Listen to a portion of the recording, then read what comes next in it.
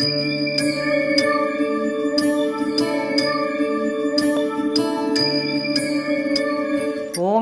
சக்தி பராசக்தி ஓம் சக்தி பராசக்தி. அவங்க பேர் மிஸ்ஸஸ் சந்திரிகா. அந்த அம்மாவை முதல்ல அறிமுகமானது 97 தான்.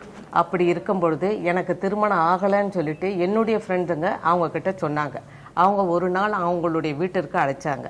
அவங்க வீட்டுக்கு போன போது அந்த அம்மா மேலே அம்மன் வந்ததுனால என்னை கூப்பிட்டு, உனக்கு எல்லாமே நான் செய்கிறேன்டி, நீ கவலைப்படாத, உன் அருகாமையிலே நான் இருக்கிறேன்னு எனக்கு உத்தரவு கொடுத்தாங்க. சமயபுரம் அம்மன் கோயிலுக்கு போயிட்டு ஒரு பூஜை பண்ணிட்டு வர சொன்னாங்க.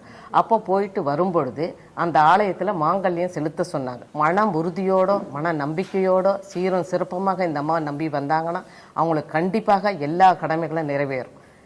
அதனால் எல்லாரும் இந்த கோவிலை தேடி இந்த அம்மாக்கிட்ட நாடி வந்தால் ரொம்ப சந்தோஷம். இந்த உலகத்தில் இருக்கிற மக்களும் குழந்தைகளும் எல்லாருக்கும் எல்லா கடமைகளும் பரிபூரணமாக நிறைவேறும்.